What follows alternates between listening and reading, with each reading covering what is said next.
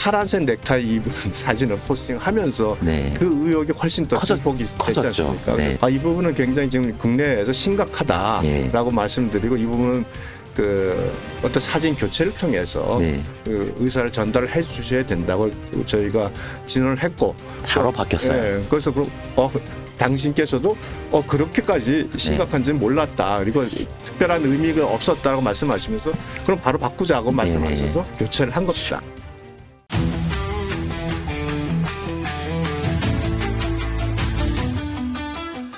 여러분 안녕하세요. 서정표입니다.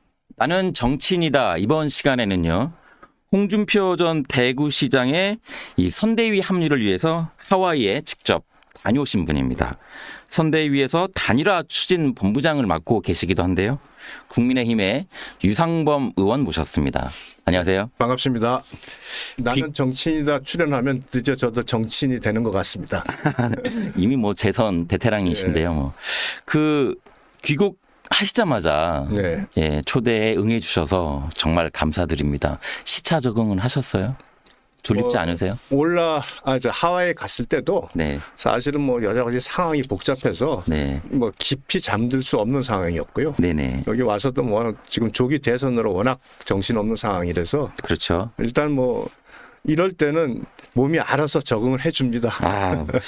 잠잘 시간이 사실 없으시죠. 예. 뭐 선거 코앞이라. 일단 그럼 하와이 얘기 좀 해볼게요. 네. 식사를 홍 시장님하고 한 두어 번 하신 건가요? 좀 어떻게 하셨는지 좀 저희가 설명 좀. 그 도착한 첫날 한 네. 4시쯤 숙소에 도착을 했습니다. 네. 그래서 전화를 드려서 그날 저녁 6시에 만나서 저녁 식사 한 번 했고 예. 그다음에 이제 아직 얘기가 좀 더 필요하고 설득의 시간도 필요하다고 판단해서 네. 저희가 얘기를 이어가는 와중에 홍 시장 쪽에서 홍 시장께서 먼저 네. 다음 날 저녁을 한 번 더 같이 하자 잘 하셔서 네네. 또 저녁 자리를 한 번 더 갖게 됐습니다. 그래서 저녁은 두 번. 두 번. 예. 거기 하와이에서 뵀을 때 인상은 어떠셨어요? 많이 좋아하셨겠죠? 좀 쉬고 계시니까 뭐 반겼습니까 지금 일단? 일단 뭐 홍준표 캠프의 핵심 그렇죠. 네. 저기 사람들이 간 거 아닙니까? 맞습니다. 저를 비롯해서 네. 김대식 의원, 네네. 그다음에 대변인까지 이성배 대변인. 이성배 대변인 그리고 네. 조광한 전 남양주 시장 네네. 이렇게 핵심이 가서 찾아뵈니까 일단 반갑게 맞이해 주셨고요. 또 그날도 예의 그 빨간색 네. 티셔츠를 입고 나오셔서 네네. 당신의 그 정체성은 뭐 계속 유지하고 계시는 걸 보였습니다. 네. 제가 그 상황이었더라도 반겼을 것 같습니다. 뭐 이영만리 예. 타국에서 왔는데 네. 네, 상당히 반겼을 것 같고.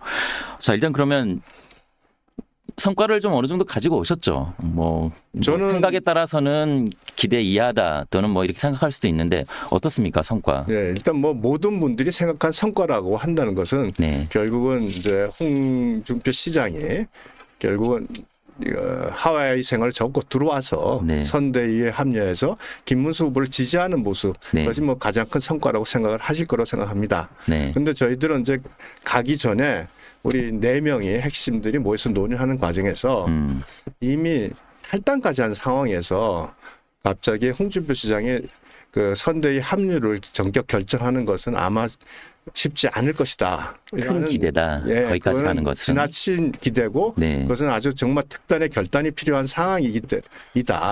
그래서 저희들이 그것까지는 뭐 기대하지는 않았습니다. 네. 그러나 이제 저희가 찾아뵙고 예. 대화를 하는 과정에서 제일 먼저 이제 홍준표 시장께서 김문수 후보의 지지 입장을 명확히 좀 밝혀주셨고요.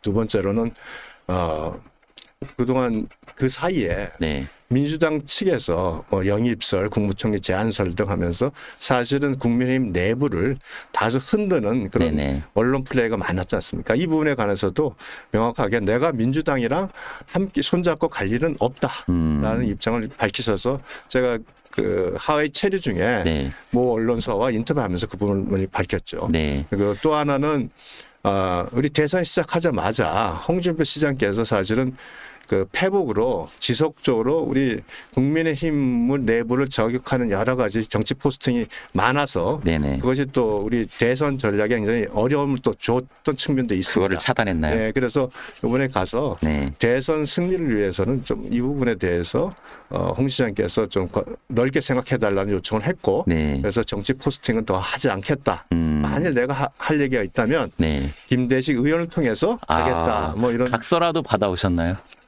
우리 뭐라고 해도 네. 우리 보수 정치에서의 큰 어른이고 네. 또 그분의 말은 곧 또 신뢰니까. 신뢰니까 그대로 저는 뭐 네네. 이렇게 이행하실 거라고 믿고 있습니다. 두 가지 정말 어떻게 보면 작은 성과가 아닙니다. 그러니까 김문수 후보를 지지하겠다. 미국으로 가시기 전에는 당연히 그런 생각을 하고 대중들도 국민들도 인식을 했지만 네. 하와이로 가고 나서 그리고 민주당에서 계속 러브콜을 하니까 과연 그렇다면 홍 전 시장께서 김문수 후보를 지지할까 이런 반신반의가 있었거든요. 예, 그 생각보다 그런 논란이 많이 컸죠. 예, 그런데 특사단 뭐 의원님이랑 포함해가지고 가서 김문수를 나는 지지한다라는 어떤 확답을 받아온 게 하나의 성과라고 그 이제 볼 수 있고요. 대표적인 예가 사실은 가면서 우리 포스팅을 예. 파란색 넥타이 입은 사진을 포스팅하면서 네. 그 의혹이 훨씬 더 증폭이 됐지 커졌죠. 않습니까? 네. 그래서 저희들이 대화를 하는 와중에 이 부분은 굉장히 지금 국내에서 심각하다라고 예. 말씀드리고 이 부분은 그 어떤 사진 교체를 통해서 네. 그 의사를 전달을 해 주셔야 된다고 저희가 진언을 했고 바로 바뀌었어요. 예, 그래서 그럼 당신께서도 그렇게까지 심각한지는 몰랐다. 그리고 특별한 의미가 없었다고 말씀하시면서 그럼 바로 바꾸자고 말씀하셔서 교체를 한 겁니다. 그런데 어떤 말씀 하나하나 그리고 행동 하나하나가 정치적 메시지가 크다는 것을 아시는 정치 구단 홍 시장께서 파란색을 하셨단 말이에요. 네. 분명히 메시지는 있었을 것이라고 생각을 하는데요. 왜 하셨대요?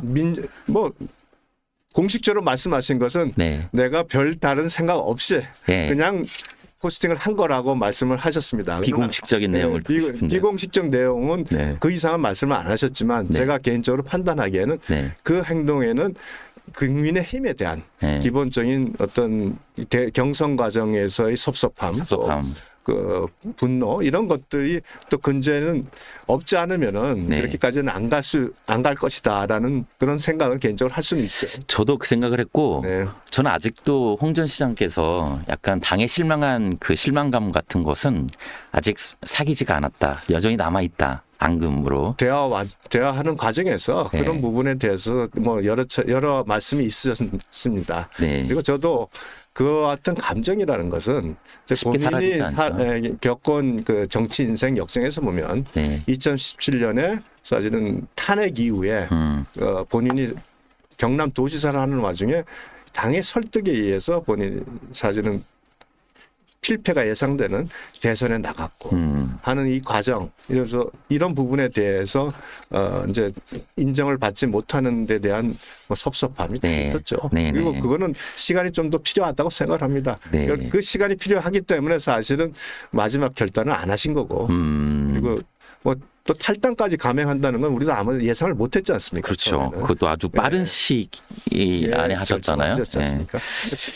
그리고 김문수 후보를 지지하겠다. 그리고 사실 아까 말씀하셨지만 뭐 총리설 각가지 뭐 연대 네. 소문이 많이 있었는데 민주당은 지지하지 않는다. 이게 또 선을 딱 긋는 거. 예. 이것도 뭐 작은 성과가 아닙니다. 어떻게 저는 보면요. 그거는 저희들이 뭐 최종적인 목표는 이루지 못했지만 네. 그 과정 속에서 홍준표 시장이 갖고 있는 정치적 위상을 비춰봤을 때 저희들이 그 지지를 그러니까 김문수 후보에 대한 지지를 공개적으로 받고 또한 말씀대로 민주당과 명확히 선을 긋는 이것은 저희들이 간 목표는 뭐 100% 사실은 이룬 것이다 생각을 합니다.